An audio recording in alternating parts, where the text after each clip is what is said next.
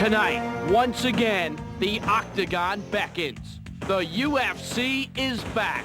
The speed, the power, the passion, the pain. The Ultimate Fighting Championship 6, the only no-holds-barred martial arts tournament in the world where striker meets grappler in what has become the white-knuckle event in true bare-knuckle competition. Tonight, 14 of the toughest fighters ever assembled will meet in the octagon, including UFC veteran Oleg Taktarov, the Russian World Sambo champion, and Canadian super heavyweight wrestler David Beneteau. Plus, the clash of the titans. Reigning Ultimate Fighting champion Dan Severn takes on World Shoot Fighting champion and UFC veteran Ken Shamrock in an awesome super fight. Both men, superb grapplers. Both men in peak physical condition. Both men, masters of the octagon. The matchups have been drawn for Ultimate Fighting Championship 6. The stage is set. The fighters ready. Let's get it on. We're in the heart of the Rocky Mountains, Casper, Wyoming, on the banks of the mighty Platte River. The city was established in 1888 and named after this man, Lieutenant Casper Collins, who died valiantly protecting an American fort from Native Americans. And we welcome you to the Casper Event Center, a gorgeous arena in Wyoming's second largest city. And tonight, the octagon beckons once again as we present the Ultimate Fighting Championship. Hello again, everyone. I'm Bruce Beck. Welcome to UFC 6, the only real martial arts competition in the world. And tonight, by far, the deepest and the heaviest group ever assembled in a UFC. And you'll see traditional disciplines tonight, such as Taekwondo and Jiu-Jitsu, but also lesser-known styles, such as pit fighting and trap fighting. Two separate events tonight. We've got the UFC main draw, and we have a sensational super fight between Dan Severn and Ken Shamrock. Now let me share with you something from the start. This is not a sparring match. This is not an exhibition. This is brutal hand-to-hand combat. Right now, let's go to another member of our broadcast team, an Olympic gold medalist, 1984, Los Angeles, Greco-Roman Wrestling, super heavyweight division, Jeff Blatnick.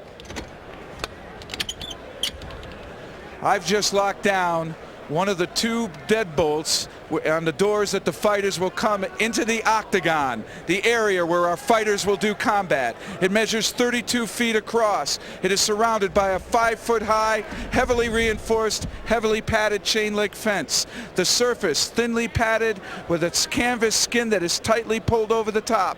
Footing is firm and fast. Lots of room to maneuver, no place to hide. The fighters walk in alone, they fight alone, and hopefully walk out on their own. Bruce? Thank you very much, Jeff. And joining us once again, Pro Football Hall of Famer Jim Brown. And Jim, you're looking forward to it? Hey, I'm looking forward to it. I'm pumped. I'm in Wyoming. I've never been in a beautiful country like this. The fighters are ready. There's a lot of animosity going on. I want to see what's going to happen. Now, in football, you know your opponent, but in the UFC, you only know your first. Football is a team sport. This is man-to-man, and man-to-man, it is my preparation. If I'm bad enough, if I prepare myself, I'm going to win. How tough is it mentally to win this event? Well, if everything is equal, each man has all of the technique, the conditioning, it's the mental attitude that's going to win all the time.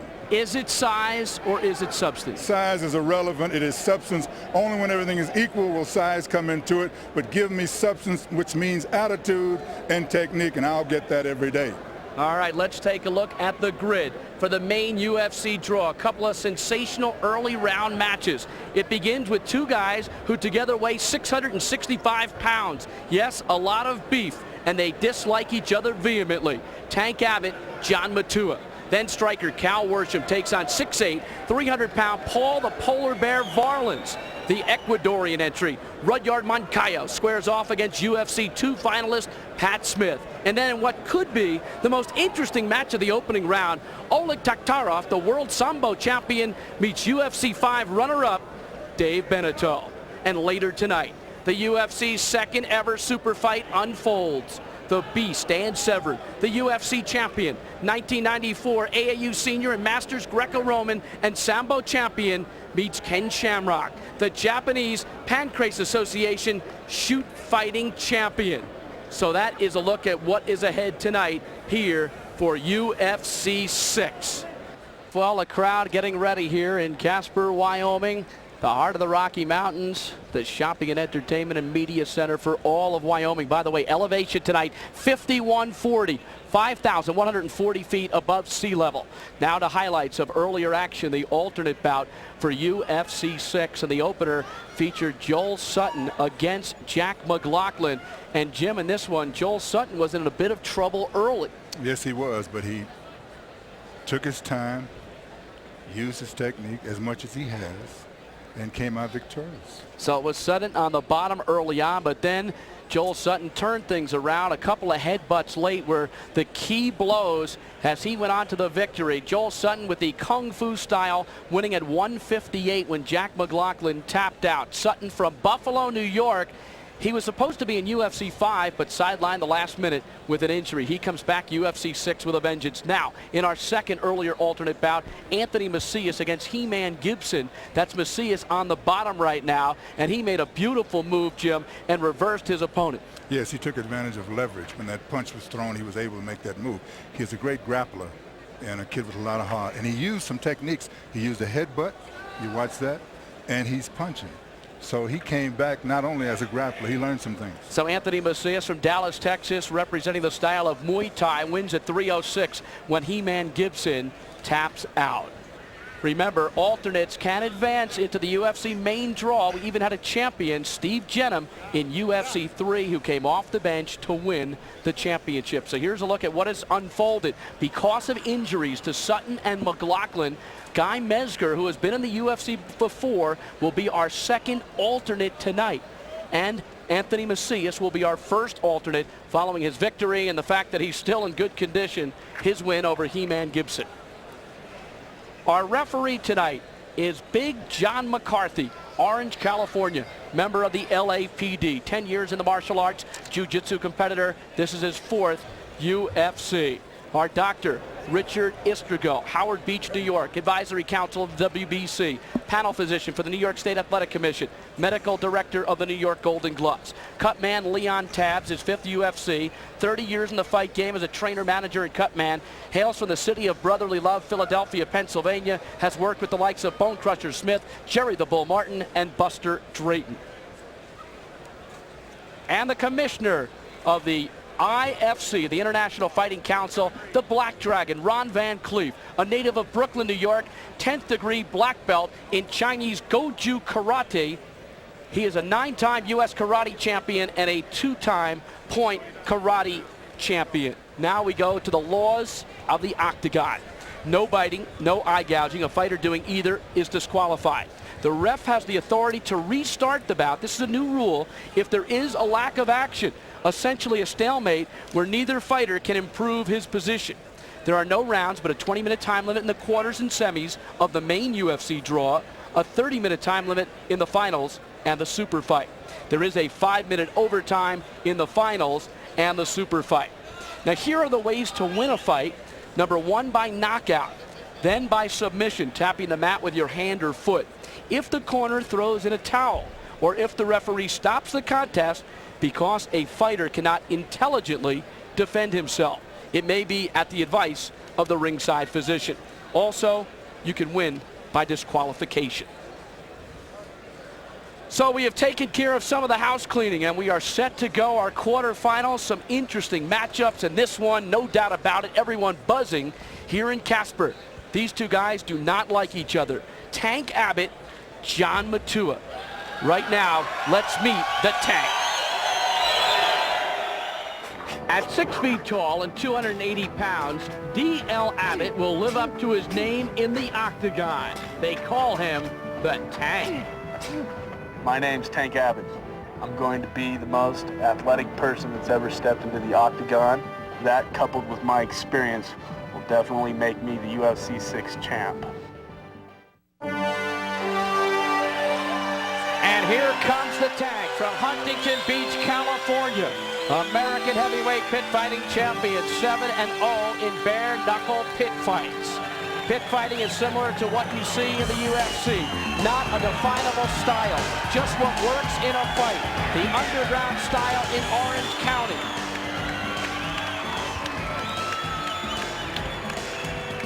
Well, he's got some gloves on. I'm wondering if that's due to the fact that a lot of strikers have broken hands in this competition upon hitting their opponents in the head. Pit fighting is the name of this discipline. He likes to strike. He has some good background in boxing. He claims he could be a professional. He's done some wrestling in his day. He likes to take those strikes and hit at the head. And of course, he doesn't want to go to the ground, though he claims he can be competent on the ground. He's more of a stand-up fighter. A 1993 graduate of the University of California at Long Beach. Right now, it's time to meet his opponent. At 6'2" and 400 pounds, John Matua is the biggest competitor in the UFC tonight. Can anyone stop this man? I'm training under Calles Cuyalua from San Pedro, California. I have respect for all the fighters against me, but I will be testing the ancient Hawaiian art of bone breaking against their styles. His discipline is called Ku'i'alua, a freestyle system, everything that works. No forms, no katas, just fighting. 10-0 in bare knuckle matches. John Matua and Jim, we looked at him yesterday, we talked to him, 400 pounds, but I don't see much fat. The point of this young man is that he is supposed to be quick and athletic. So the 400 pounds, if he is quick and athletic, will be an asset to him, especially if he has some of the techniques that we just saw him exhibit. He is a distant cousin of Akebono, the reigning world champion sumo wrestler. There's a look at Tank Abbott, 30 years of age. John Matua, 29 years of age. One of our ring card girls here in Casper, Wyoming. Our ring announcer, the voice of the fights. Let's go to the golden voice of Michael Buffer. Ladies and gentlemen, SAG Sports Corporation welcomes you to the Casper Event Center here in Casper, Wyoming, where tonight it is the Ultimate Fighting Championship 6. 8 of the world's toughest fighters will walk into this octagon tonight, and at the end of the evening, only one shall emerge victorious. Plus, later this evening, the Clash of the Titans, the Super Fight, the Ultimate Super Fight featuring UFC 5 champion Dan Severn versus World Shoot Fighting champion Ken Shamrock. Tonight, ladies and gentlemen, there are no weight classes, there are no rounds, there are no time limits, and ladies and gentlemen, there are no rules. Let's get things started with the first of our quarter-final matches. Presenting first, the first pit fighter to compete in the octagon with a bare-knuckle record of 7-0. He's 30 years old, 6 feet tall, and weighs 265 pounds. Fighting out of Huntington Beach, California. No wonder they call him the Tank, ladies and gentlemen. He is David Tank Abbott.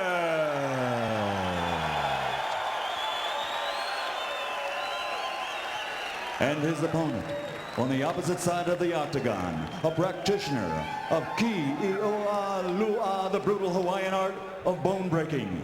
This fighter is 29 years old and stands 6 feet 2 and weighs 400 pounds. He's 10-0 in bare knuckle matches. Ladies and gentlemen, from San Pedro, California, he is John Matua. The referee in charge is Big Here's a look John at the tail of the McCarthy. tape. Abbott 280 or 265, Matua 400. Pretty close in age, Matua 2 inches taller. We are set to go our first quarterfinal match of UFC 6. And this one had everyone buzzing. John McCarthy signals the fighters. You ready? Well, let's get it on. Here we go. Tank Abbott and Matua. Tank quickly takes Matua to the ground. Matua back up. Tank lands a right hand. Oh. Matua back to his feet. Matua's taking some vicious shots to the head. Tank Oh, knocks that's Matua it. down, and that is all. He hit the ground very hard. Oh, Lord. Oh, my. His legs are shaking. Come on in here. You're okay, John. It's okay. You're okay. You're all right, John. You're all right, John. Oh, my. John Matua hit the ground. His head hit the ground very hard.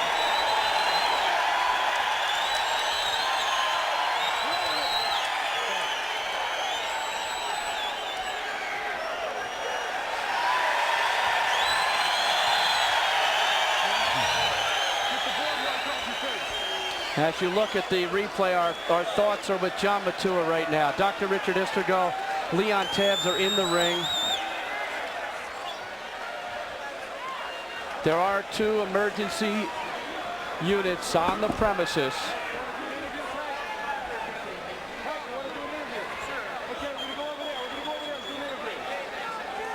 There's Tank Abbott. Matua lying on the canvas being attended to by Leon Tabbs and Dr. Istergo. You saw his legs quivering as he went to the mat.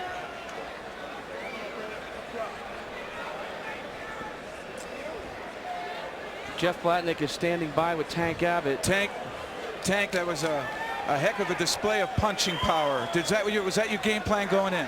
I've got all sorts of things to do, Jeff, as you know. You'll see. But he was a 400-pounder, and you seem to take down 400 pounds with a chainsaw. Well, what do you want to know? That's what I am. Can we expect that same kind of punishment to be on the rest of the fighters in this tournament? That's only one dimension, Jeff.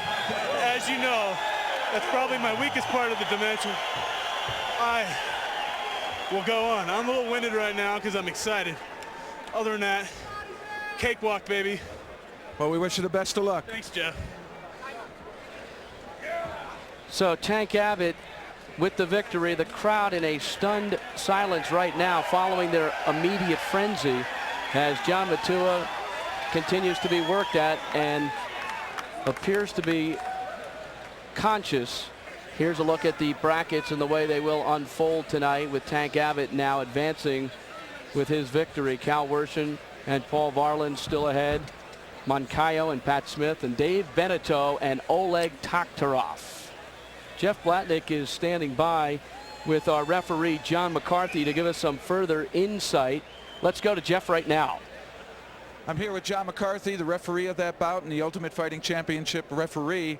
What did you see and how did you see it?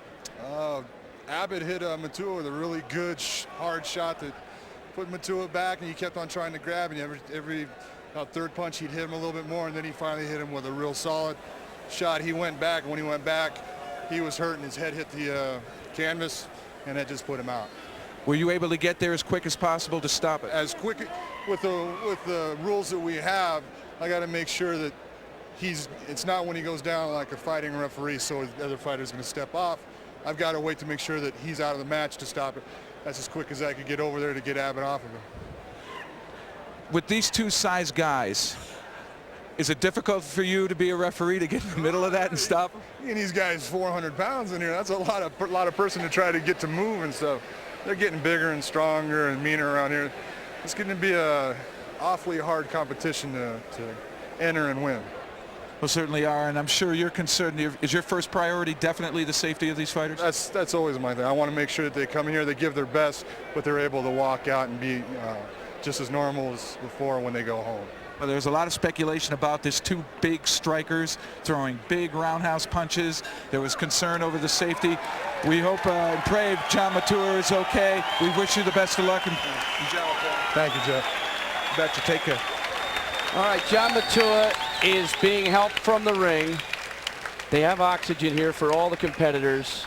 It is not a pretty sight. Super fight is ahead later tonight. Dan Severn, Ken Shamrock. That figures to be a dandy. Two guys very disciplined in grappling. And once again, we are pleased to see that John Matua is on his feet, Jim. Oh, absolutely. I'm so happy for him. So that fight was 21 seconds of fury. And Tank Abbott, who a lot of people figured might go to the finals, has advanced. Well, we continue in the quarterfinals of the UFC. Cal Worsham against Paul Varelans. Varelans much bigger than Worsham. Right now, we're looking forward to meeting our next competitor. Taekwondo stylist Cal Worsham got the call to fight just 9 days ago. But if there's one thing this ex-Marine is used to, it's overcoming tough challenges. Hi, I'd like to say hello to all my students back home at Folsom Taekwondo. Hi to the wife and kids, and I'm here to party in the octagon.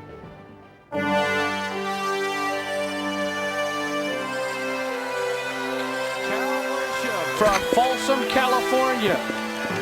Taekwondo point fighting tournaments 33-2, ranked #1 by the International Taekwondo Council, the ITC, which is a national council. Also has a black belt in Taekwondo. He's a red collar instructor. He's married with 3 kids, an instructor at Jack Corey's Folsom Taekwondo Academy, and he's waiting to hear from the Department of Corrections in California, hoping to be a corrections officer in the next couple of weeks. There's a look at Worsham. Well, he's very compact. Very calm. He's a Christian. He says he changes when he gets in there, that he puts it down. He's honorable while he's in there. He won't cheap shot his opponent, and he said he'll only react to what his opponent does to him. So if his opponent escalates any kind of cheap shotting or any type of strikes, then he will accelerate to that end as well. And his opponent tonight is undefeated in bare knuckle matches. Trap fighter Paul Varelans stands at 6'8" and weighs in at 300 pounds. And anyone who thinks they can win the UFC title is going to have to go through him first. It's an honor to be accepted for the Ultimate Fighting Championship. Things have got a little too virtual for me. This is the real deal. Let's get it on. He's called the Polar Bear, fighting out of Sunnyvale, California. Trap fighting, a hybrid martial arts form developed by Ernie Karwowski. Whatever is effective is used, whatever isn't died off. It's called trap fighting because you set up your opponent, then trap them. You bait the trap, then take your prey. He played high school football and wrestling at a football scholarship to San Jose State. Played there for 3 years, 8 years experience in wrestling. If you tell me, I was going to ask you if you're ready. So give me that note and say, let's get it on. Paul Varelans from a unique discipline, trap fighting. Well, I think that's what it's going to be now, because they have to learn so many different things. They call it cross fighting now, right? Exactly. And what they'll do is they'll take the best from all the disciplines that seems to be successful here in the octagon. So the UFC has had an immediate impact on the martial arts world. Yes. There's all these new strains of combatic techniques and disciplines coming about. For the introduction of the fighters, let's go up to ring announcer Michael Buffer. Now, ladies and gentlemen, we go to the second quarter-final match. Introducing first, representing the Korean art of Taekwondo. He's 32 years old and stands 5 feet 10 inches tall. He weighs 220 pounds. He's a black belt, ranked #1 in the world by the International Taekwondo Council. His record in point fighting competition is 33-2. Ladies and gentlemen, from Folsom, California, he is Cal Worsham.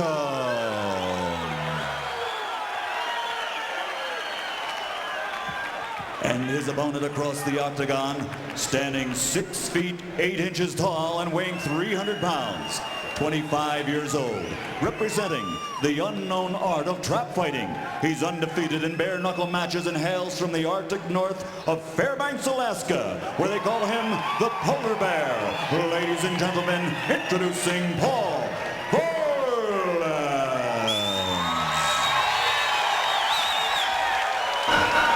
And a look at the tail of the tape. 300 Varelans, Worsham 230. Worsham is 7 years the senior of Varelans, both from California.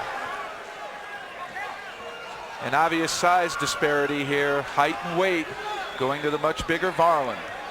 Second quarter-final match. The winner will take on Tank Abbott. You ready? Not an enviable task at this point. Now we're underway.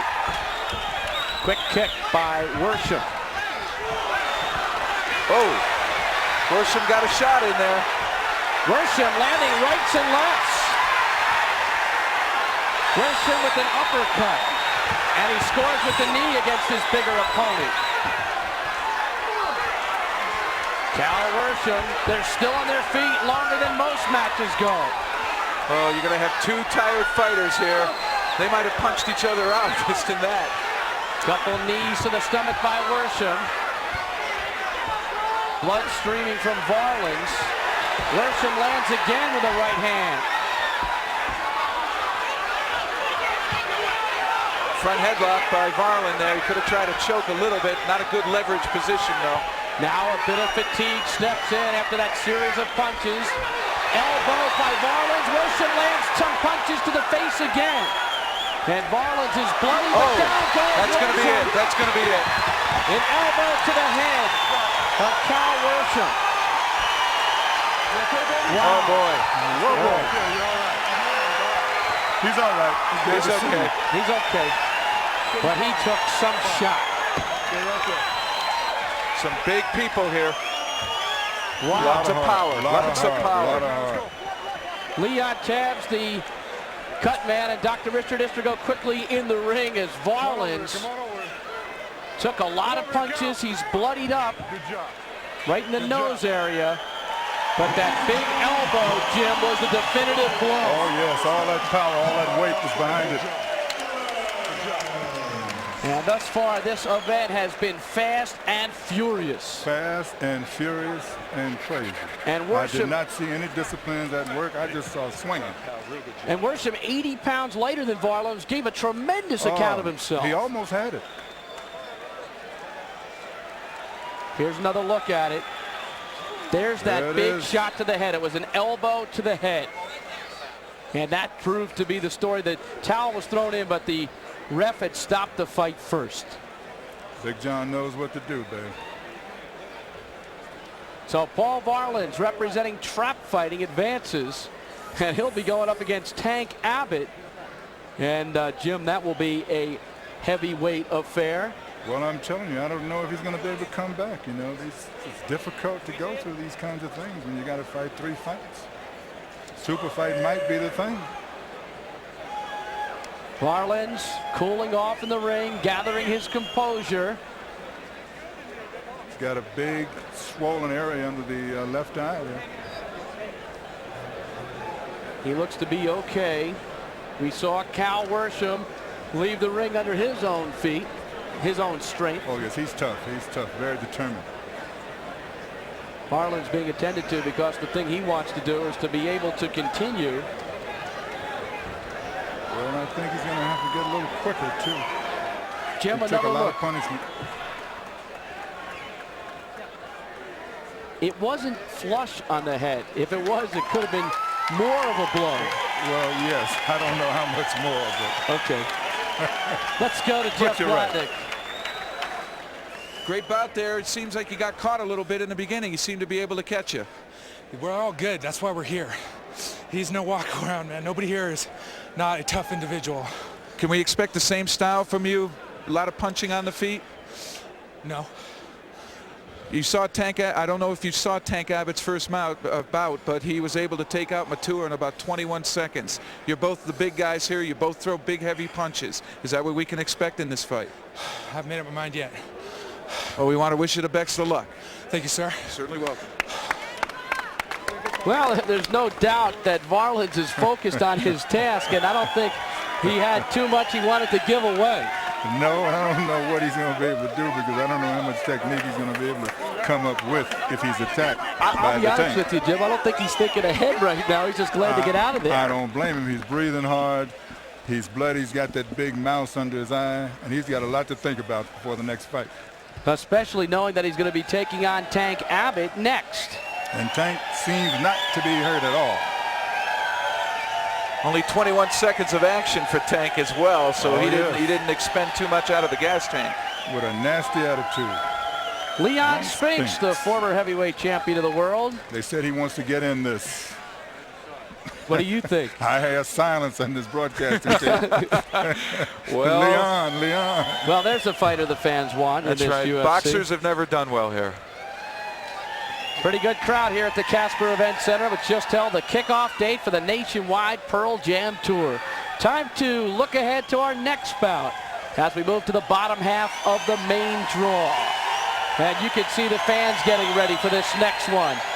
It's Rudyard Moncayo of Kempo Karate against Pat Smith, the kickboxer. Rudyard Moncayo, let's find out a little bit more. Representing Ecuador, Kenpo stylist Rudyard Moncayo will be bringing a little Latin heat to the octagon tonight. So neither fighters want to win for the trainers, families, and friends. I have a whole country out there pulling for me, and I don't want to let them down.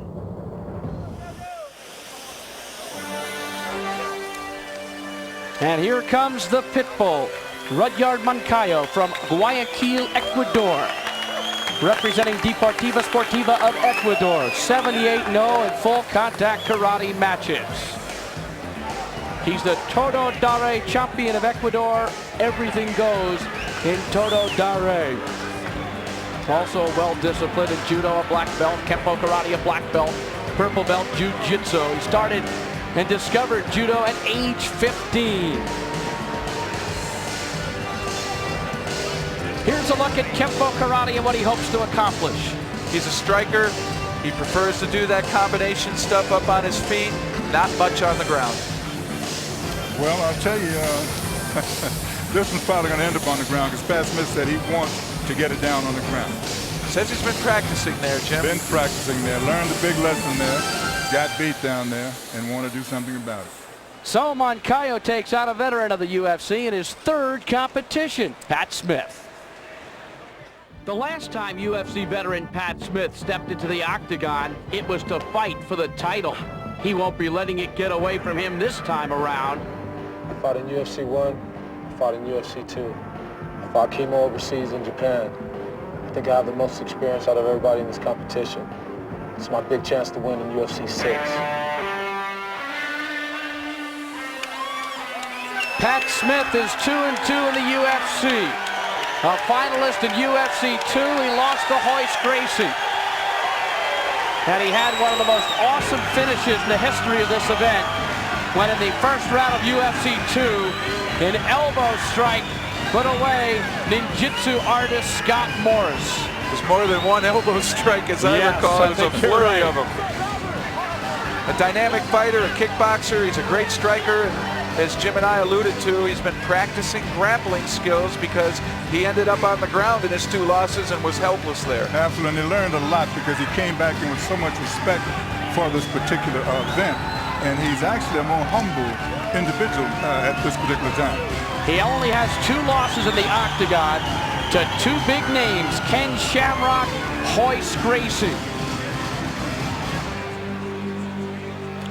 Al Smith, the striker, he does do Muay Thai kickboxing, Subaki fights as they call them, so he's competent with some kicks and some knees, particularly elbows. Of course, he'd use his head if he has the opportunity to apply some headbutt.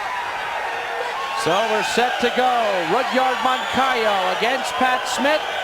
Let's go up to our ring announcer, Michael Buffer. And now, ladies and gentlemen, we go to our third quarterfinal match. Introducing first, representing the country of Ecuador and fighting out of Santa Ana, California. He's a black belt in the art of Kenpo Karate. 25 years old, 5 feet 10 and weighing 205 pounds. He's undefeated in full contact karate with a record of 78-0, 65 by knockout. He is Rudy, the Pitbull Moncayo.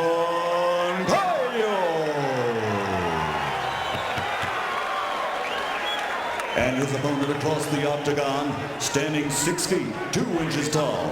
He weighs 217 pounds and comes to us tonight from Aurora, Colorado. A kickboxer with black belts in Taekwondo and Robotai Karate.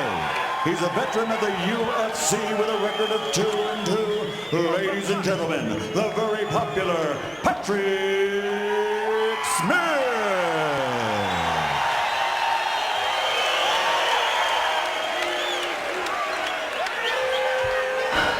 Here's a look at the tail of the tape. Smith 12 pounds heavier than Moncayo. He is older, but he's seasoned in the UFC. It's Moncayo's first visit to the octagon. Both fighters from California. Smith was born in Colgate, Oklahoma. Here we go. Smith and Moncayo. Third quarterfinal match of UFC 6. Get back in the circle. Get back. Are you ready? Get your ass back all the way over. John McCarthy trying to get Smith back to his starting spot. Here they go. Smith lands a quick leg to the face of Moncayo. And Moncayo got back up. He hit him in the chest, actually, there, Bruce. He caught him high in the chest, and it flattened Moncayo. Moncayo back on his feet. And this is where that kickboxing, that element of knees and elbow strikes, short hits, takes out your opponent there, taking some rib shots. Shot to the body by Pat Smith. That's also a chokehold there. Moncayo by the head and lands an elbow, and another elbow. Smith continues to pop away, and now he uses the fence of the octagon for leverage. Moncayo trying to battle back. He had one shot to the body. Now Smith takes it to the ground. This is where Smith is so tough. If Moncayo doesn't know the guard, he's in for a rude awakening here. Big shot by Smith. Choke there. He's got a tight choke. That's it. That's it. Oh, Smith has learned some ground stuff. What a fight. He wins by choke. Oh, is he fired up. Well, we saw some technique. And we saw some power. Yes.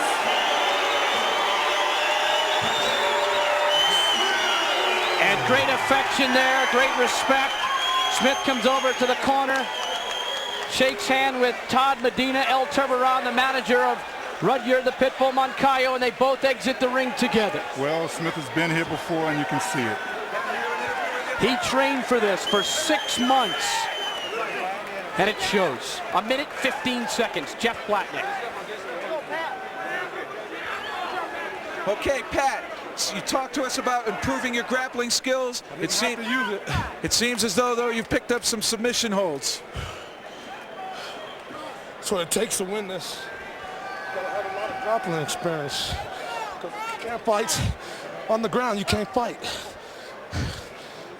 Well, tell you what, let's take a look at how you finished off that match there. You started off with a wonderful kick to the chest. You flattened your opponent, and then you were able to finish. Take a peek here. Tell us what was going through your mind. Oh. Right here, I just wanted to go to him. I want to be really aggressive in this thing. I had him in the wrong arm there. I hadn't practiced on this arm. I would have choked him out already. I wanted to get him here. I was loosening him up back here, hitting him on these nerves right behind his head. I didn't get to use no headbutts. I didn't get to use none of the stuff I've been practicing. This was all Thai fight right here. So you like the in-close kneeing right here. And then once Sado Kaikan in Japan taught me all that stuff. But once you got him to the ground here, it seems as though we were going to see your elbows again. Is that what you were looking for? Just trying to take my time and wait. I ain't in no hurry. And here comes the finish now. You got him in the chokehold, pull him over backwards. I had never practiced getting that choke like that, but when you get a hold of it, you just hold it. All right, well, Pat, we want to wish you the best of luck. Continued success. My son out there in rural Colorado. What's up, son? I did this one for you. Ladies and gentlemen, Pat Smith. Okay, Jeff, so Pat Smith is on to the semifinals. Our next matchup on paper, certainly one of the best of the opening round, Dave Beneteau, who went to the finals in UFC 5, and Oleg Taktarov, who was taken out by Dan Severn in UFC 5, and we all know that Severn went on to win the championship. David Beneteau representing Canada. Canadian wrestler Dave Beneteau was an alternate in UFC 5, but still made it to the finals. This time, he's hoping to take it all the way. Hi, I'd like to say hi to all my friends in Canada. Je veux dire bonjour à tous mes amis à Québec. I'd like to say hi to all my friends up at Simon Fraser University. Thank all my generous sponsors. And I'd like to thank Semaphore Entertainment Group for putting on the UFC to allow me to test my abilities. He is a paramedic for the city of Windsor, Ontario. President of his local union of members for the city of Windsor. He sits on its bargaining team for contract negotiations for the entire province. He's also a man who's had 17 national titles and went to 4 world championships. 2-1 in the UFC. He was an alternate in UFC 5. He lost in the finals to Severn after beating Todd Medina in the semis. Dave Beneteau. Jim? Well, I'll tell you, he's a big guy. He's strong. He has a certain amount of technique. He's fighting a man that's much smaller than him. A man that has a lot of technique. It's going to be a very interesting fight. David versus Goliath. In a way, that's the truth. And of course, Beneteau has some punching power. He likes to get to that mounted position and rain punches down. He'll use his grappling ability to try to get to that mounted position. Taktarov, a master of submission holds.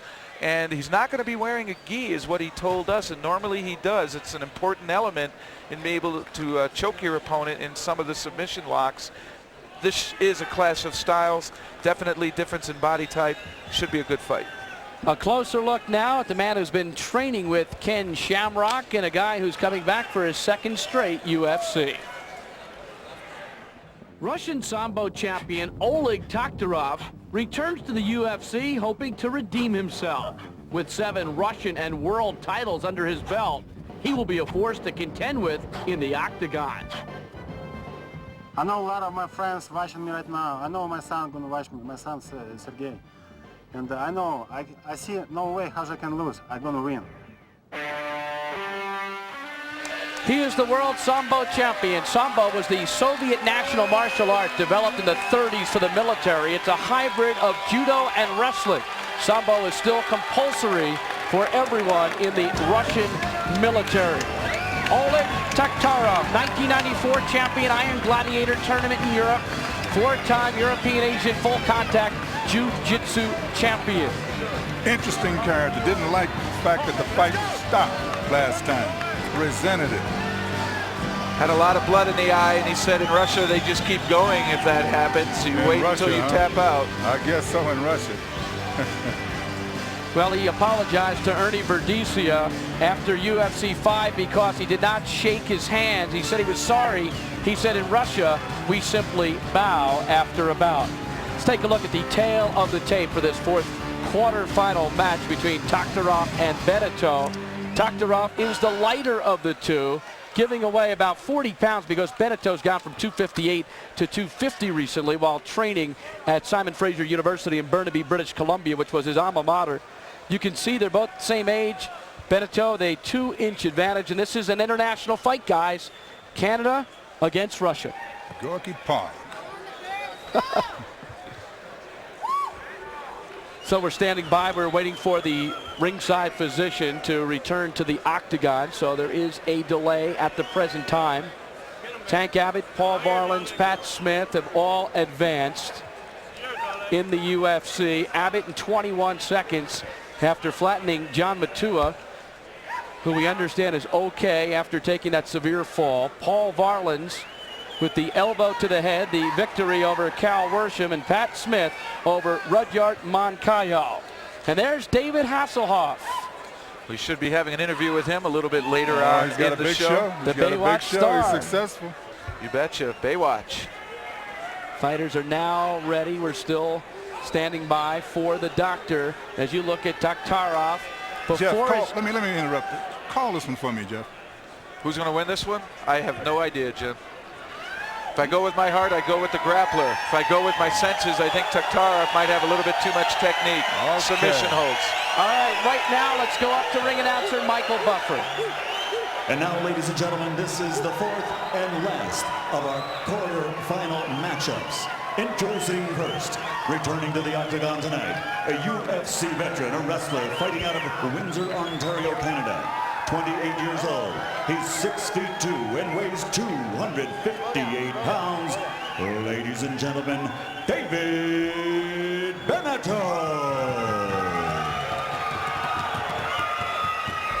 And his opponent across the octagon, fighting out of Lockford, California, by way of Gorky, Russia. 27 years old, 6 feet tall, 215 pounds. He is the 1994 Iron Gladiator champion, the 4-time European and Asian Jiu-Jitsu champion, the Russian national judo champion, the world Sambo champion, and returning UFC veteran, he's known as the Russian Bear. Ladies and gentlemen, Oleg Taktarov.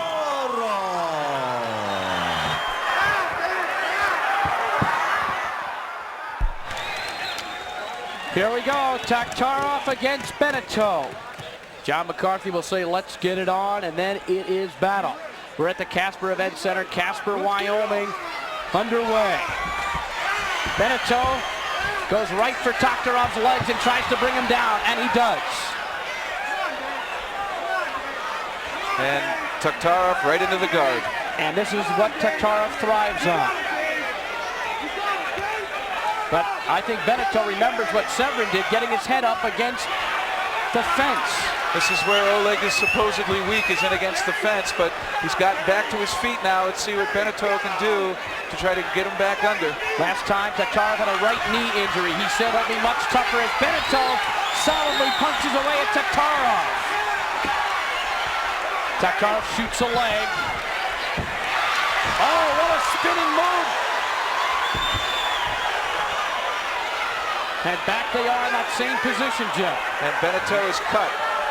Beneteau is cut. Must have gotten hit. Oh, and he's being choked out. Beneteau taps out. That's where that technique always comes through.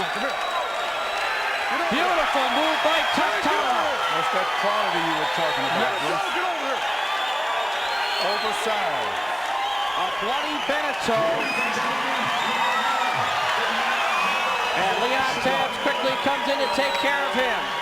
Taktarov congratulates Beneteau. Great deal of respect there between those two fighters, Jim. A lot of respect here tonight. An incredible quarterfinal round. You never know with the technician either. It looked like he was in trouble. The next thing you knew, the fight was over. He is as comfortable on the mat, I think, as Hoist Gracie. He was on the mat a couple times, and he won from the ground. Jeff? Oleg, it seems that you picked up some from your experience in your last UFC. What have you learned? Nothing learned. Money okay, my health okay, my friends with me. I know a lot of friends watching me from Russia, from Texas, from California. My son gonna watch me. And I cannot lose. Guy Mesler can help you. Oleg, can you take a look at the replay, Oleg, right here? We have a replay. Tell us what you were thinking here. This is the start of the fight. You decided to mix it up and punch. He was able to take you down, but you see you're still punching. Is that something we can expect from you? I can do anything. I can do punch. Well, you wish you the best. Well, Jim, I thought that was a pretty straightforward answer. I can do anything. It really was, but I heard a lot of hard breathing. Yeah, me too. There's two more fights in this doggone contest. You never know. Here's the tap out. As you can see, that's the choke, Jeff. Beneteau probably didn't even expect that. That's just an overhook over his head, and because of his Sambo experience, he turned that into a definite chokehold. And Beneteau, when you're out of air, it doesn't matter who you are, whether you're on top, on bottom, you got to stop. You're so right, Jeff. It's been the most effective technique that I've seen in 6 of these. That's right. The choke seems to be the most popular. Will get anybody. That's right. All right, here's a look thus far at what has transpired in the main draw. Tank Abbott, 21 seconds. Ref stops fight over John Matua. Paul Varelans, 1:05. Elbow to the head. Ref stops the fight, 1:05. Pat Smith, 1:15. Chokehold. Oleg Taktarov, 54 seconds and a chokehold, and he advances as well. So those 4 have moved on. Abbott, Varelans, Smith, and Taktarov. Okay, so we're set to go for our first semifinal of the evening. David Tank Abbott from Pit Fighting against Paul Varelans from Trap Fighting. It'll be Tank Abbott making his way into the ring first.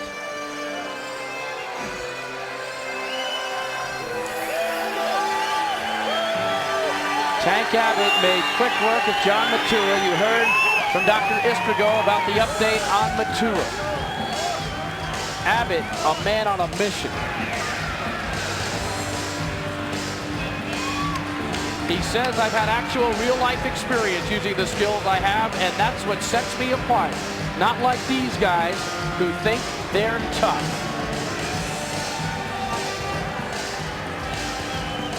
Says, I don't know how violent I'm going to get, but if I'm unscathed going into the finals, there's going to be some popping.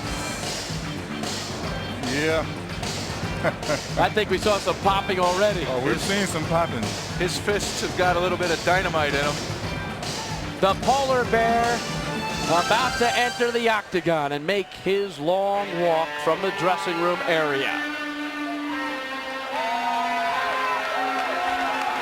We're in Casper, Wyoming for almost 75 years, the city known as the oil capital of the Rockies. We're at the Casper Event Center, and Paul Varelans ready to engage David Tank Abbott in the first semifinal of the UFC 6.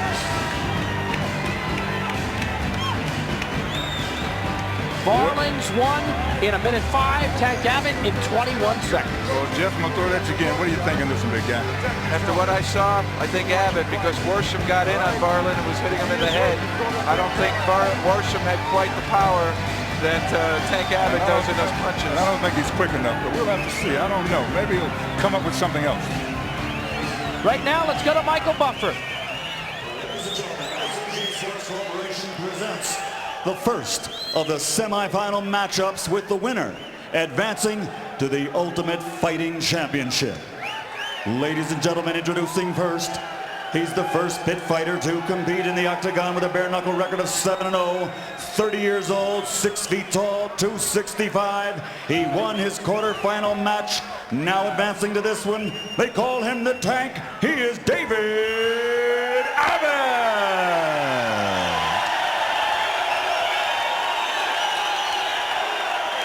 And his opponent across the octagon, 6 feet 8, 300 pounds, 25 years old, advancing from his quarterfinal to this match. An expert in the art of trap fighting, undefeated in bare knuckle matches from the Arctic north of Fairbanks, Alaska, the polar bear, Paul Varelans.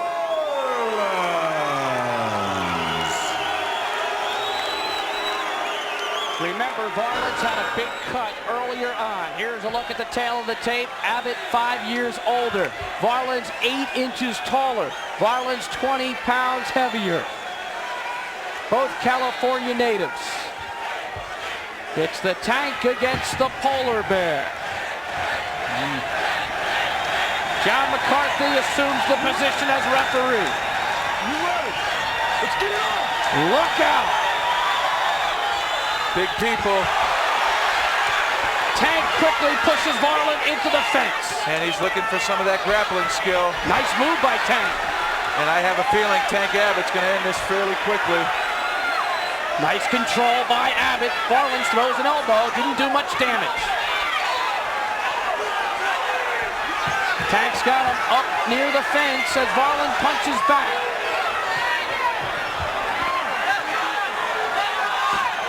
Abbott again on top. Big left hand by Tank Abbott. Another by Abbott. Abbott pounding Varelans' head. Keep working. Let's go. Shot to the midsection by Tank Abbott. Varelans bleeding from the nostrils. Well, they're up against the fence here. It's tough for either one of them to move very much. As long as Varelans has his head there, Tank can't really come upright to punch at the head. Tank with the shot to the midsection, now to the head. Tank Abbott trying to finish.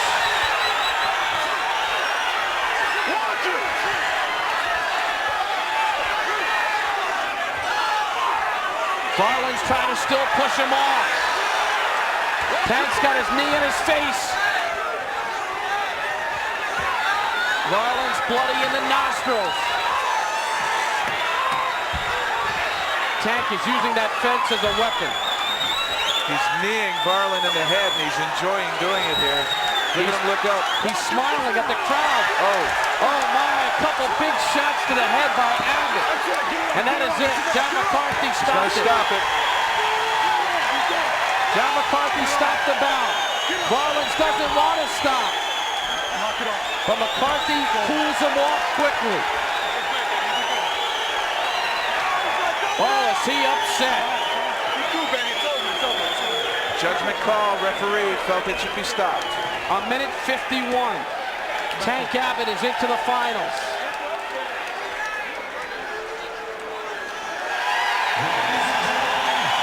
McCarthy raises the head of the Tank. Undefeated in bare knuckle matches, and that streak continues. Jim Varelans just did not want to quit. It's a very tough call. He could have been maimed because his face was exposed, and I was happy that the referee stopped it. I agree. He came up with a lot of energy. He wasn't tired. He had a lot of heart, but I don't want to see him maimed in the face. Here's Tank's aggressiveness early on. He went right for the leg and wanted to do his work on the ground. Yes. I think he's a striker, basically, because he knows he can punch. And he used the fence here as a vehicle. He used the fence, he used a knee, he was composed. We haven't seen much of that with the smile. Usually you see more respect. This guy is different. He has no respect. He's from the streets. He's doing a lot of things that are different. It has nothing to do with the martial arts. This guy is a street fighter. Here's Jeff Blattman. Tank, you said you could do anything. You had a lot of surprises. You turned to a little bit of grappling there. Sure did. He said earlier in his little preview thing, he likes to take people down and tickle them. I just want to tickle his brain a little bit. Let's take a look at the finish here. Why don't you give us a little commentary on the finish? Well, all I'm doing is, I'm starting to get sexually aroused. You better get that off. Well, Tank, you've taken out the two biggest men here at this UFC. That's right. What can you say? Wait till you see me in the finals. It'll turn into a skill match. Everybody will see the skills I have. Well, Tank, we wish you the best of luck. Thanks, Jeff. Tank Abbott is on to the finals, and he will get a little bit of a break because we will have the super fight before we get to the finals of the UFC. So Tank's got a little time now, although he's only been in the octagon for a total of 2 minutes and 12 seconds. 21 seconds in the first round, a minute 51 in the semifinals. In his interview, he had the same attitude that he has now. Yes, he did. I've never seen anyone that talked the talk and backed it up 100%. And walked the walk. Walked the walk, no doubt about it. Well, we've received word that Pat Smith has stomach cramps, so there is a delay here in the next bout, which is Smith and Taktarov. I liked what Jim had to say there. Normally here, and in the 3 UFCs I've been to, normally the biggest talkers are those that don't have a lot of wallop behind their fighting skills. Absolutely. The guy's fighting exactly like he said. We don't know what he's going to do. He's definitely displayed the fact he's a heavy puncher, and he also had said that, and I know he's worked out with some very good wrestlers in preparation for this, that he had some grappling skill, and that was evident. He took the big guy down after exchanging a couple shots, and once he got Varelans down, it seemed that Varelans couldn't solve the riddle of how to protect himself from those big blows. Not quick enough. Jim, do you think he's the meanest one we've seen? Yeah, he's evil. Jim, he likes it. He likes pain. He likes violence, and he's awfully confident. And Jim, in this first open style martial arts tournament competition, the UFC, the toughest martial arts event in the world, we've seen mutual respect. We have not seen laughing or that smirk in the ring at all. That is surprising. Well, it is surprising. Like I say, he has a background that's quite different than most of these guys. The doctor is backstage right now checking out Pat Smith. If for some reason he cannot continue, they will go with the first alternate. And that would be Anthony Macias. There's Joel Sutton, who won in his alternate bout, but he's unable to continue, so he would not be an alternate. We understand that Guy Mezger, who has been in the UFC before would be the second alternate following Anthony Macias. Mezger's actually working in a corner tonight with Oleg Taktarov. Taktarov came to America, I think, 7 months ago. His best friends are Shamrock, Macias, Metzger. He's got all the guys in the UFC. Well, I guess if you're going to learn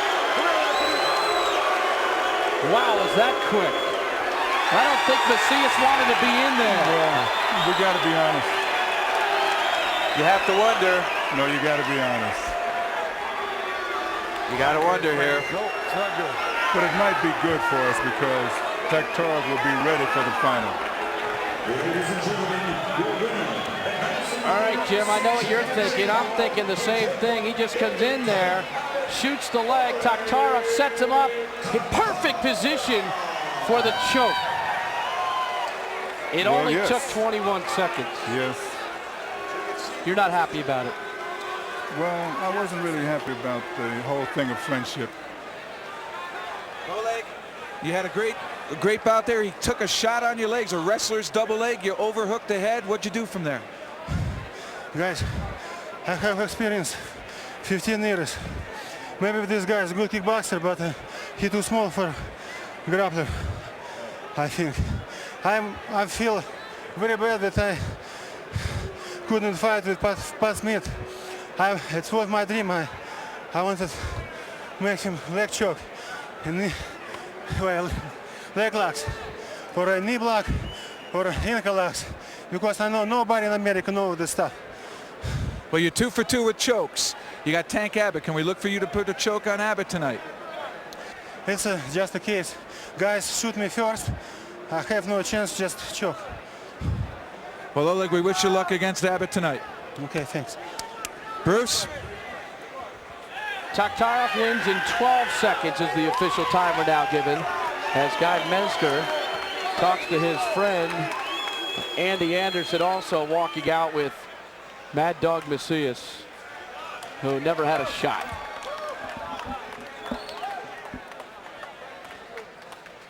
Well, it has been anything but boring. Semifinal matchup becomes a final matchup. Abbott and Taktarov, and that is a beaut on paper. You've got the power of Abbott, although he says we will see some skill in the championship, and you've got Taktarov, master of the discipline of Sambo. Okay, we talked a little bit earlier on the question for you at home, so let's take a look at the numbers on the internet survey. Who would win the super fight? The new numbers are in, and still Dan Severn leads 55% to 39%, with 6% feeling that this one will end up as a draw. It will be our next bout tonight, the super fight between two great fighters, Dan Severn and Ken Shamrock.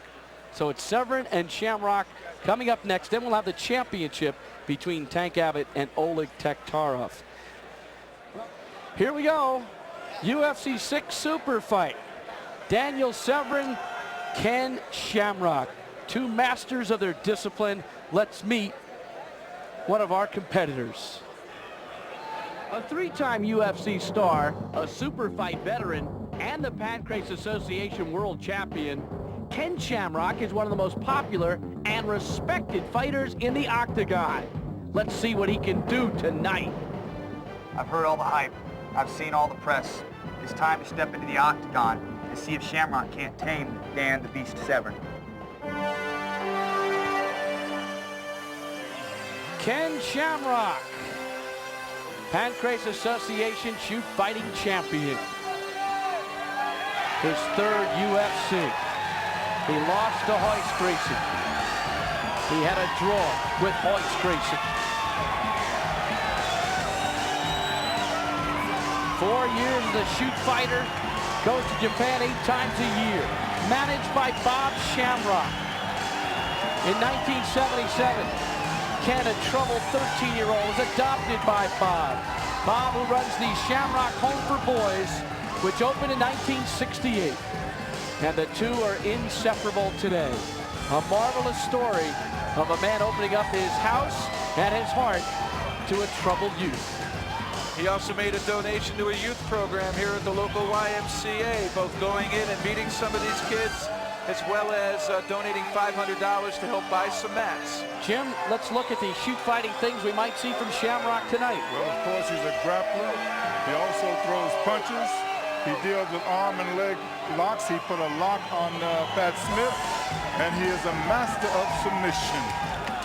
Ken Shamrock from Lockford, California. That's in the Sacramento area, about 40 miles south. Last couple of years, he's also fought in Muay Thai. And there's the Shamrock fans. Shamrock, any of a certain clovers or clover-like plants with leaflets in groups of 3. There's Bob Shamrock, and he is intense when he's watching his son compete. Well, I'm not sure if the camera caught it, but Ken Shamrock went over there and gave him a kiss on the forehead. Shamrock comes in with 3 flags, the American flag, the Japanese flag, and his Lion's Den flag, Lion's Den being the name of his school. A lot of flags, a lot of experience. His opponent tonight in the super fight, the Beast. To the right a little bit, just a little bit. I want to see the belt. Very narrowly missed taking the title in UFC 4. Dan Severn tore through the competition in UFC 5 to be named the Ultimate Fighting Champion. Tonight, the Beast is back, and he's ready to show the world the meaning of the word super fight.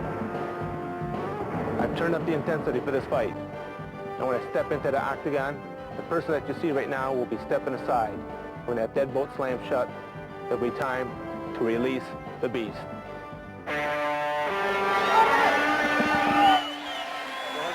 Here comes Daniel Severn. He has won so many titles.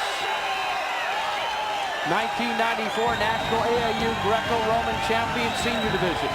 1994 National AAU Outstanding Wrestler. National AAU Sambo Champion Senior Division. AAU Sambo World Champion Masters Division. 70-plus titles. I think he's actually found a home, Jim, in the UFC. Yes, he loves it. He's perfectly matched in this kind of a situation. He approaches it properly. He's grateful for the notoriety he's getting, and he's learning more and more each fight. Jeff Blatnick, you know his discipline well. Well, he's a former wrestler. Obviously, he relies on grappling skills to dictate the situation. He'd like to knock you down, get on top of you. He has a number of different finishes that we saw in UFC 5, prominent being a choke, or of course, punching his opponent. In the corner will be Eric Heibestreit. He will be the man with the towel, and his manager, Phyllis Lee, and wants to say hello to Ohio. This is the super fight, 30-minute time limit, 5-minute overtime. 50,000 to the winner, 25,000 to the runner-up, 30,000 each if there's a draw. Let's go to Michael Buffer. Ladies and gentlemen, SEG Sports Corporation presents the super fight. 30-minute time limit in a matchup of 2 of the most dangerous men in martial arts in the world today. Ladies and gentlemen, from Casper, Wyoming, there's only one thing left to say. Let's get ready to rumble!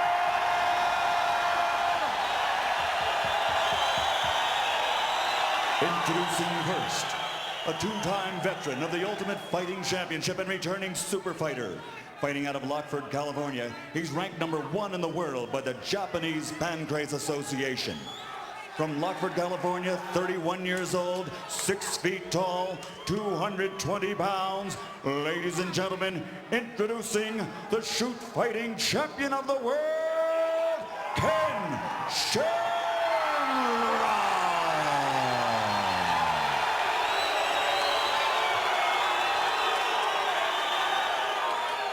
And his opponent across the octagon, returning tonight as the reigning Ultimate Fighting Champion, a wrestler with over 70 national and international titles to his credit, a record of 5-1 in the UFC competition. He's 37 years old and comes in weighing 260 pounds. He's 6 feet 2 from Coldwater, Michigan. He is the reigning Ultimate Fighting Champion of the world, Dan the Beast Severn.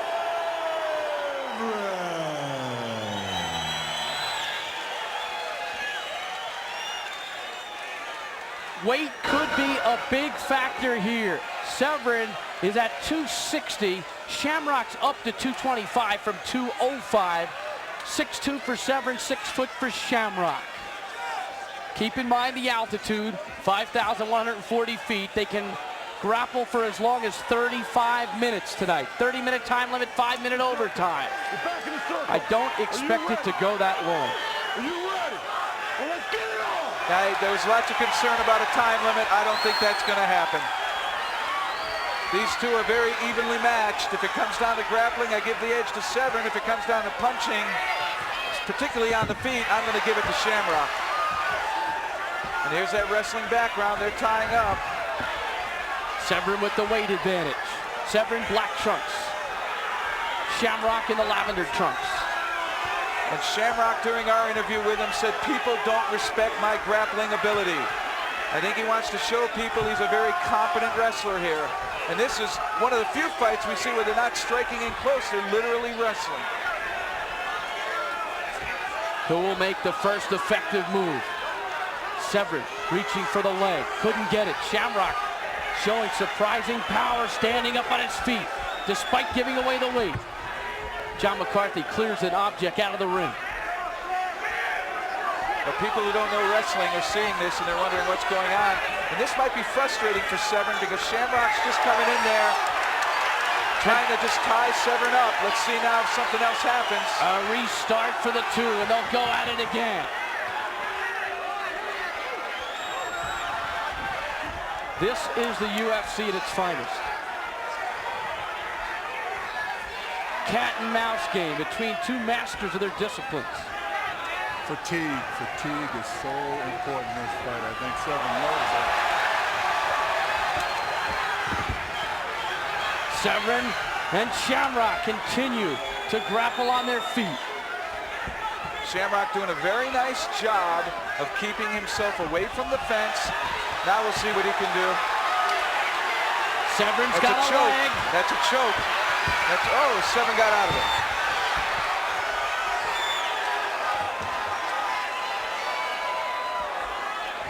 Still fighting for the advantage. Shamrock doing a nice job here. He's going for the choke again.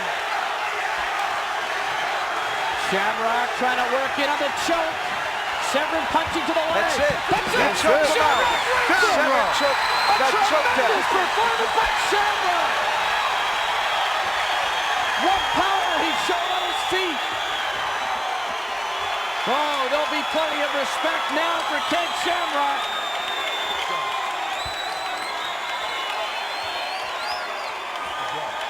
He knew what he was doing. Shamrock wins the super fight.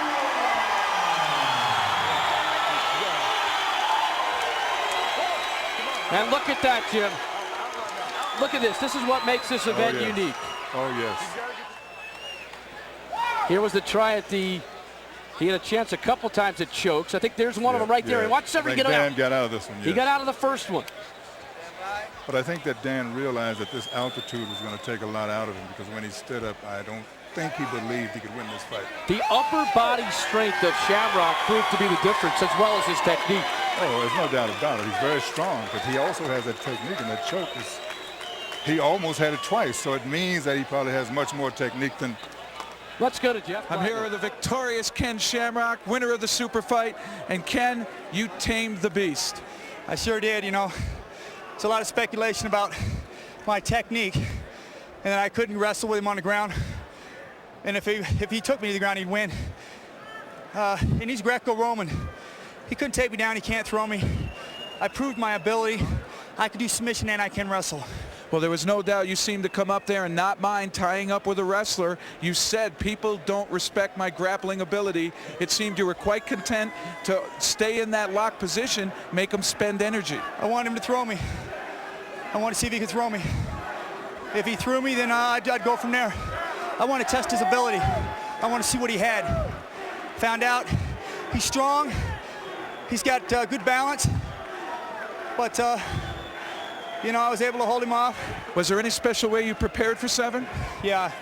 I've got my big friend Scott, who's one in my dojo. He's about 260, 270. I believe he'll be on alternate in the next event. So I used him to lay on top of me. I used him to crowd me up against the fence. I practiced the guillotine because I saw him duck his head a lot to grab a leg. So I knew he was going to do that. I wanted to wear him down a little bit in the middle of the ring, make him use some energy trying to take me down. I knew he was going to drive me into the fence. So as soon as I felt he was a little tired, I let him drive me to the fence. I knew he was going to reach for the leg. I ran down and choked him. It seemed you applied that choke the first time and he was able to get out of it. Barely. I didn't have it sunk in real deep. That one I was going for the Adam's apple. I was trying to put the bone on the Adam's apple, make him tap quick. But I missed the Adam's apple. Second time I just sunk it in and choked him. Were you surprised that when he shot there, he just left his head between your legs where you could easily grab it? No, he's done that before. Every time he puts somebody in a fence, he reaches up for the head and reaches down for the leg. So I had to clear my head, then go for his head. What's next for Ken Shamrock? I don't know. I'm going to enjoy this victory, and we'll see what's going to happen next. Well, as a wrestler, you've earned my respect as a wrestler. I sure appreciate it, because a lot of people had doubted me against Severn because he was a grappler. And I stayed in the guard with Gracie. So no one really knew what I could do because of Gracie's technique. He keeps people out of using their own technique by keeping them in the guard. So Gracie's good at doing that. But people don't really know when I get wide open, I can do a lot of stuff. Seems you have another very special person here with you. Yeah, this is my wife. She's been to all of them also. I think she's better. She's my toughest opponent. Well, you said you wanted to happy and celebrate this moment. Why don't you take a look here at the monitor and watch yourself in the ring after that fight? Well, I was pretty happy right there because I knew he was tough, and I just tried to wear him down and choke him out. I knew if I went for a leg, it was going to be tough. I had to get in the right position. But he ducked his head. I was working on that. He did what I thought he'd do. I choked him. Well, it's obvious your father means a great deal to you. Your wife's here at your side during the super fight. She means a great deal to you. And obviously, this sport, the UFC, seems to mean a great deal to you. Yeah, I'd like to say hi to my compadres, Felipe and Stella, Gabi, Adriana, Angelica, and Robert, Yolanda, and my 3 sons, Ryan, Connor, and Shamrock. I love you guys. How about that belt? How about that belt? How's that feel around your waist? That's sweet victory. You know, no one's ever won the super bout. Last time was a draw. I'm the first champion in the super bout. I'm the first champion in Japan.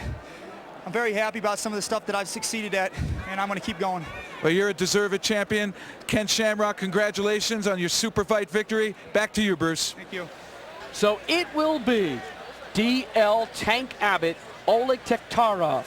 Taktarov, master on the ground. Tank Abbott, who says we're going to see some stuff on the ground, but he is pretty good on his feet. The fighters are on their way.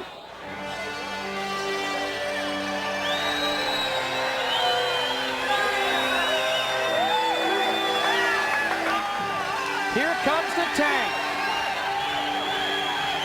Jim, what do you think? You're always asking me. I'm going to ask you this time. Well, I'll tell you, the Tank looks good. But once again, technique has been awesome tonight. It seems that reality dictates Tank, but my heart goes with Oleg. I want to see that science do well. Well, Oleg didn't want to be called out last time. This time, he's going to be there.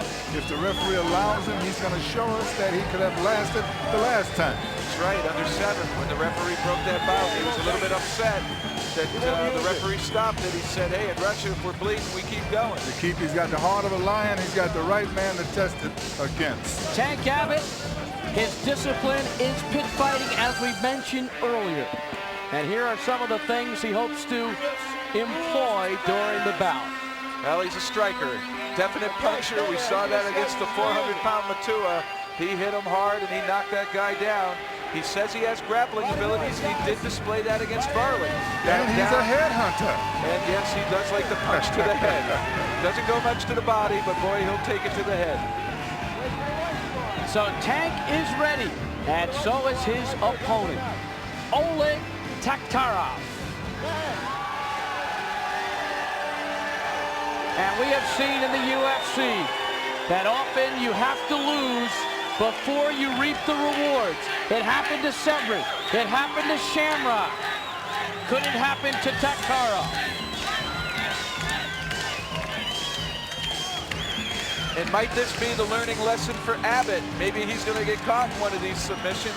It seems the choke has been the way of life tonight. Got 3 bouts in that way, very effectively. I think if the Russian can stay out of the way early, he might have a great chance.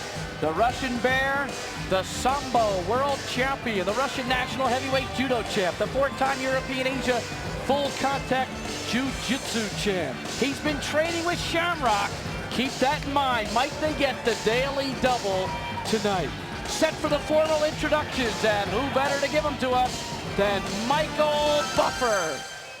Ladies and gentlemen, this is the moment we've all been waiting for. The final battle of the UFC number 6, brought to you by SEG Sports Corporation. And now, ladies and gentlemen, are you ready? Casper, Wyoming, are you ready? There's only one thing left to say. Let's get ready for the Ultimate Rumble!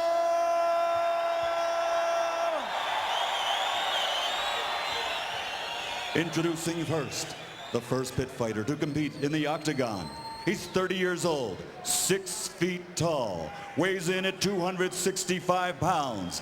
Fighting out of Huntington Beach, California, ladies and gentlemen, he is the man known as the Tank. He is David Tank Abbott.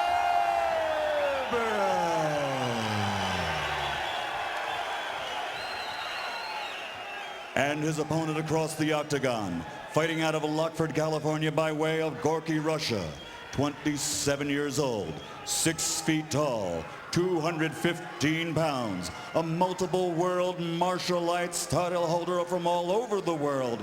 He is the Russian Bear. He is Oleg Taktarov.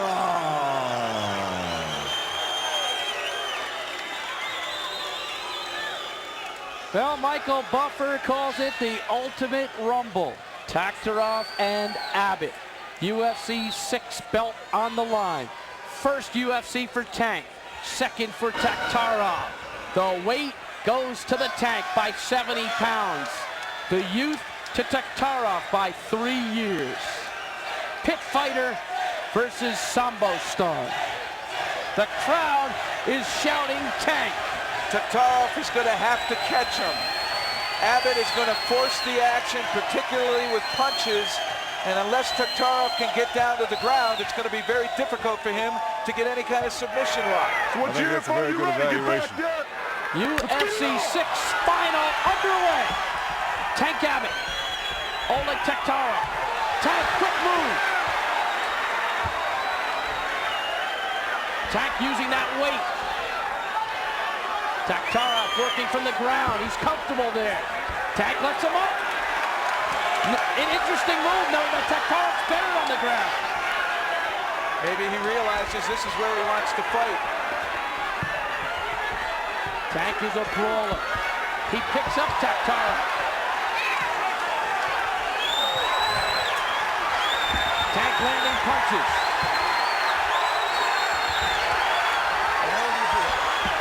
Why would he do that?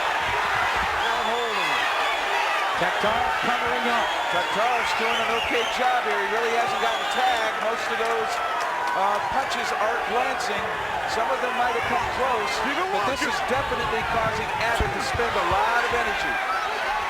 Oh, a good little uppercut. Nice one by Taktarov. Oh, he got hit there. He eats a punch. Yeah, he can't go in there punching with Abbott. He can't punch with Abbott. Nice move by Taktarov. He's got away.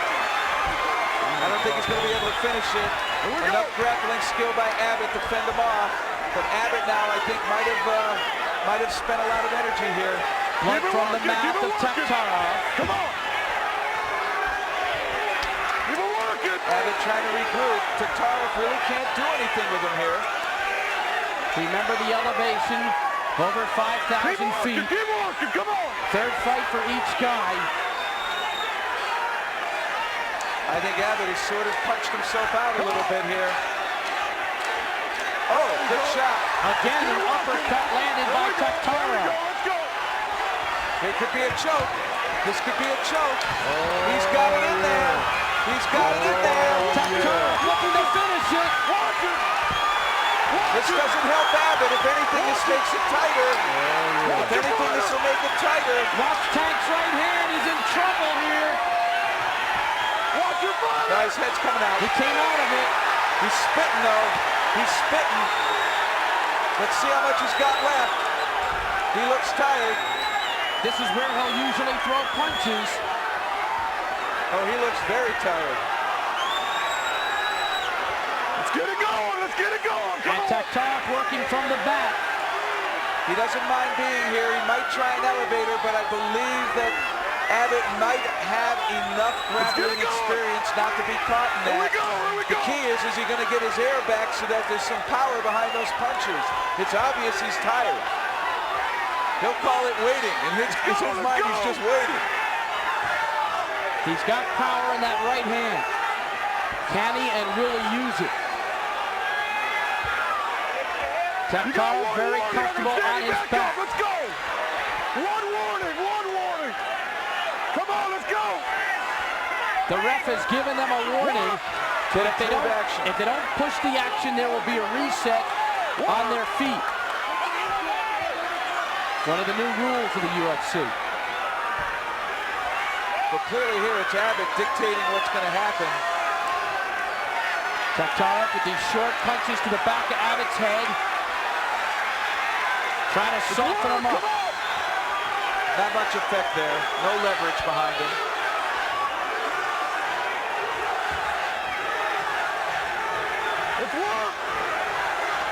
The crowd is chanting USA, which is where Tank is from.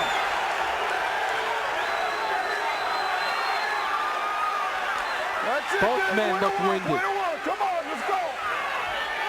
Going for his own choke now, it seems, is Abbott, but with those gloves on, you wonder what kind of a real grip he can get. Again, it's Abbott on top, Taktarov on the ground. Finals of UFC 6. And there's not much air left for either guy. I think Taktarov here is biding his time. He knows he can't get punched in this position. Well, there he can now, if Abbott sits up. But he also might be baiting the big guy to look for an arm lock. As those arms keep straightening out, if Taktarov starts to slide to the side, watch him there, he's starting to work on an arm. Abbott landed one punch. Taktarov landing from the ground. Almost 5 minutes in. 30-minute time limit, 5-minute overtime in this championship fight. Oh. Sharp little punch. Sharp little punch there by Taktarov. I think he's just waiting his time like a Gracie here to breathe. You gotta work! Abbott really suffered, I think, in that first initial flurry. He spent a lot of energy. Jim, the referee continues to tell them both to work. Well, I think he's doing the right job in letting them stay there because this is great stuff, even though they're not fighting a lot. The energy level. He's going to go for an arm lock. Didn't happen. Abbott showing his power when he has to. There's that elevator. He's trying to set it up, but Abbott knows enough wrestling here to be able to stay on top. If you're the Tank here, you want to try to bring that right hand to bear. Maybe even headbutt.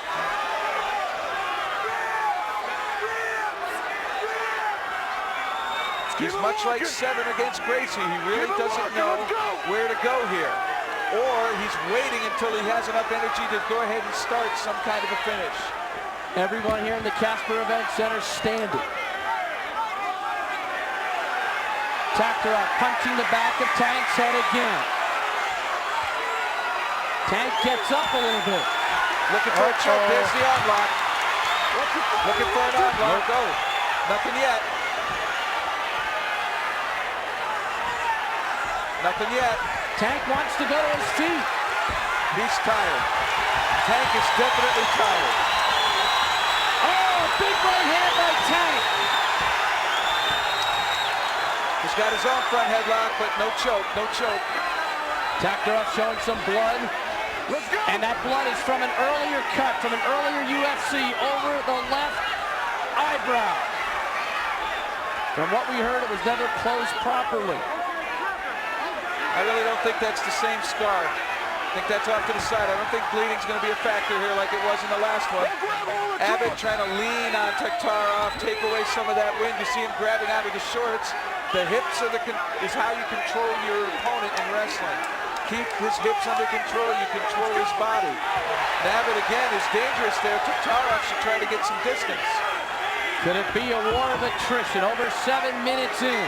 Let's go! Come on, Jeremy! At this altitude, 7 minutes is like 17. Nothing yet. Nothing yet. Tank again goes on top. Tank is really tired. He's still dangerous. He can still throw punches, but it seems that he's really, really tired. Taktarov is not too much better shape. I think he may have a little bit more energy, but he does not have the size nor the power to compete. But Taktarov has more of the submission moves, which can finish a fight easier, correct? That is correct. And in this kind of condition, if Taktarov was able to really have some kind of an advantage, and here on his back, he really doesn't have it unless Abbott makes a big mistake, leaving those arms behind. But it allows him to do a lot of defense when he's down there. That's right. He won't get hurt. When he's standing up, he can get hurt. And he has said that his offense is predicated off his defense. Again, Tank Abbott on top, Oleg Taktarov on the mat. Neither one really doing anything here. I'm sure we're going to see that warning again. And exhaustion is clearly set in at this 5,100-foot altitude. Taktarov now moving up the body. He's probably going to try to find an arm here. He'll wait for Abbott to try to throw a punch, and if the Tank leaves that arm out too far, there's that arm. You can see him. He's looking at it. He won't give it away yet. 9 minutes in to the finals of UFC 6. Taktarov banging away at the head from the ground. Tank tries to move in again.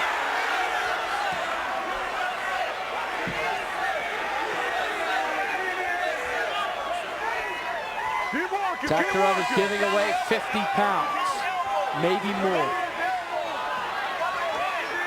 9:30 in. Let's get it going.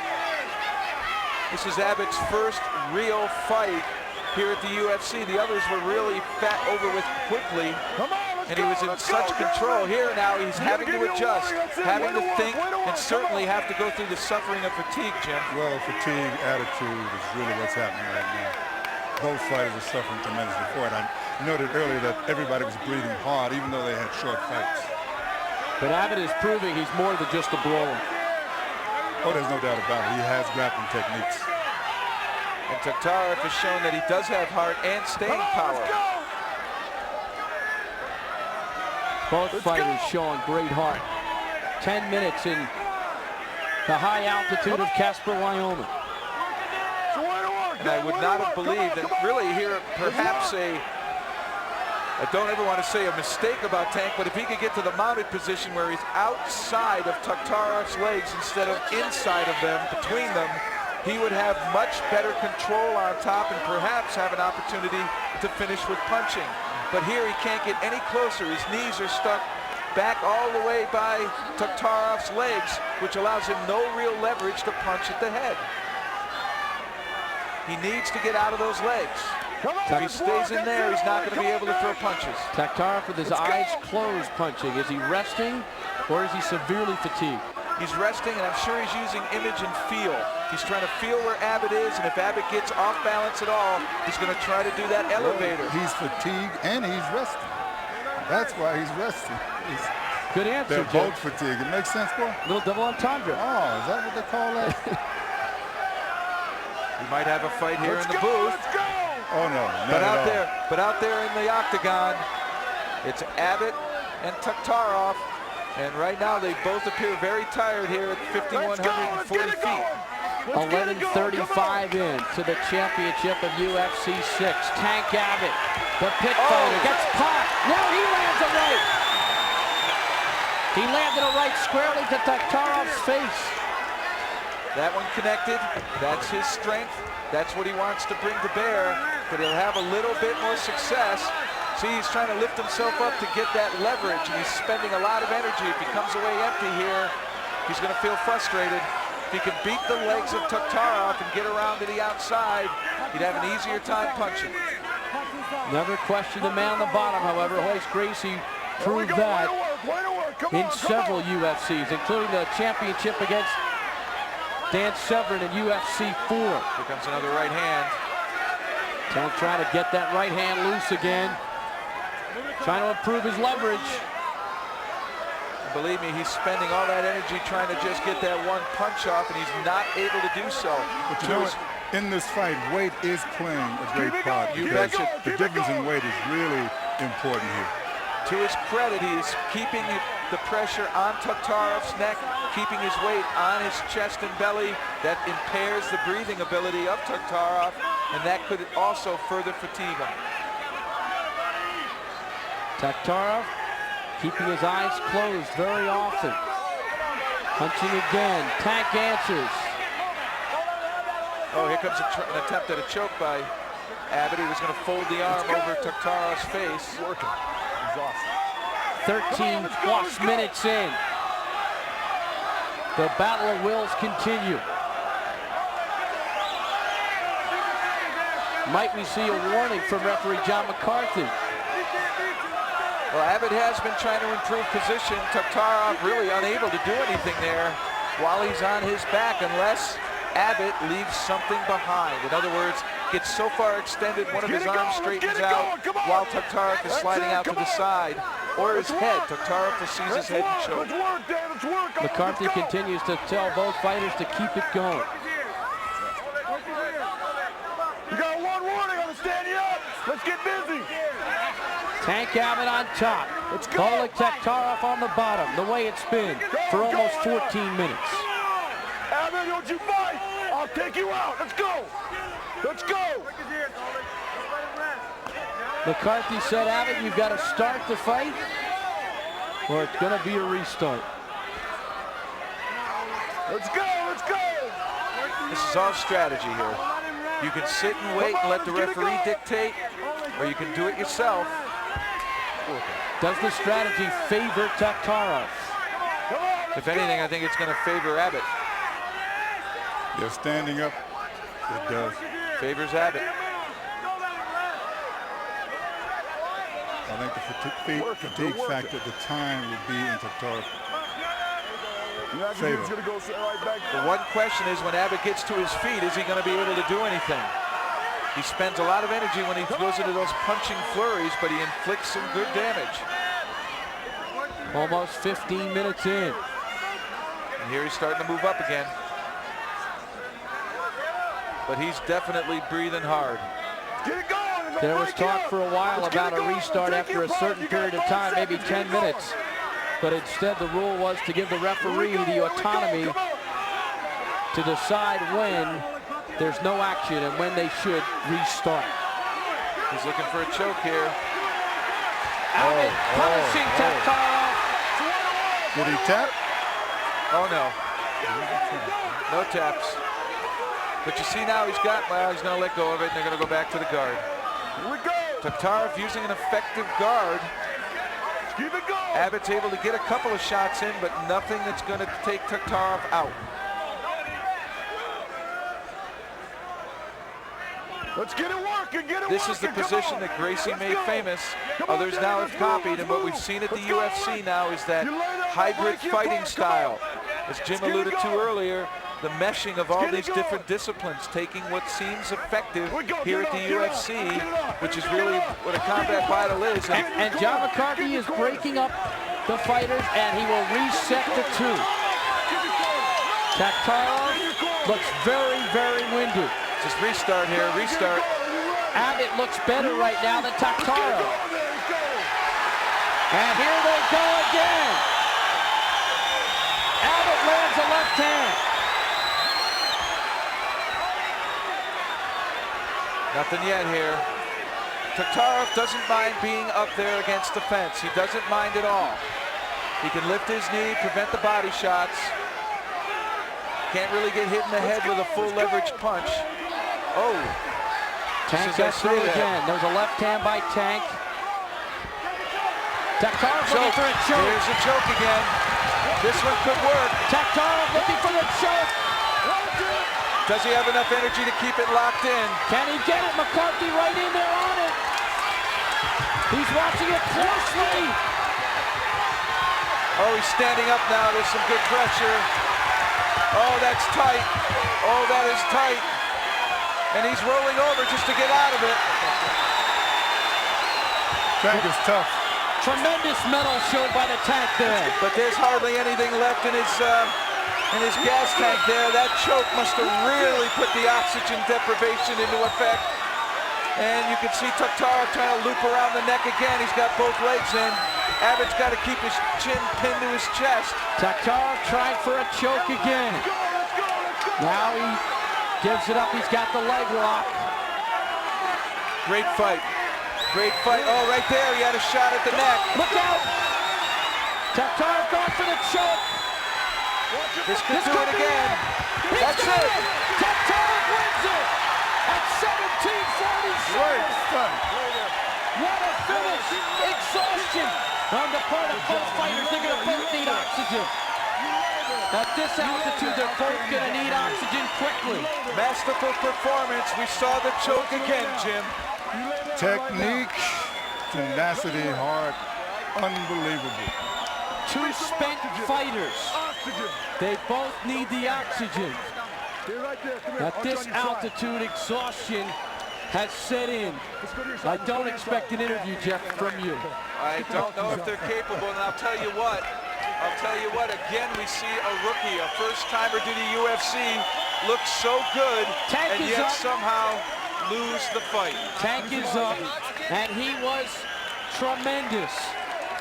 Taktarov still being administered to, still being worked on. If there wasn't a thing called fatigue, the Tank would win this one easily with the brutality that he portrays. If we were at a lower altitude, Jim, do you think Abbott would have performed better? I think he would have.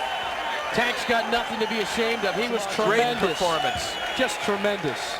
He had Taktarov in a lot of trouble, but once again, learning the octagon, the ways of the octagon, and how to finish. That's the big key here. You've got to be a finisher. I like the technicians.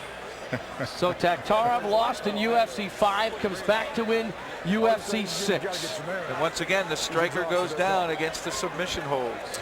He's getting the oxygen. We understand he's okay. He needs the oxygen at this altitude, over 5,000 feet. 5,000 feet. So much energy was expended in the finish, Jeff. Oh, there's no doubt. And I wouldn't doubt that once Taktarov sunk that choke in, he made it a do-or-die situation for himself through everything he had, knowing I've got a real good hold here. Let's try and get it over with. And I have no doubt in my mind that when he put that choke on, he let whatever calories he had left to burn, he put them to bear. And to his credit, he was able to submit. Here's another look at Abbott. This is the stand-up. This is when they reset them. And that's right after Abbott hit him with a left hook. He tried to take him down, and when he left that head in the middle, the mistake of the wrestler, bang, there's that chokehold. Around the neck, lock the hands, and when Taktarov stands up straight and throws his chest out, that is when the pressure became the most fierce. This is at the start of the choke. They're going to come off the fence now. We'll see him come off the fence. Right here. And as soon as he arches his back, that's when it's a full lock choke, and he's running out of air. Taktarov is up. As you take one more look at the choke, Taktarov is up in the middle of the ring. Referee John McCarthy raised his arm in victory. There's John McCarthy as the fight ended. And there's a look at Taktarov. He's gotten some oxygen. He looks woozy. They had to hold his arm up for the victory. What a performance. Guy Mesger, his good friend out there to help him. Michael Buffer in the ring right now. Let's go to Michael. The official time at 17 minutes and 47 seconds of this match. The winner by submission, and now the winner of the Ultimate Fighting Championship number 6, the Russian Bear, Oleg Taktarov. So that is it from Casper, Wyoming. For Jim Brown, Jeff Blatnick, and Michael Buffer, I'm Bruce Beck. Thanks for joining us, and so long, everybody. Good night, everybody. Good night.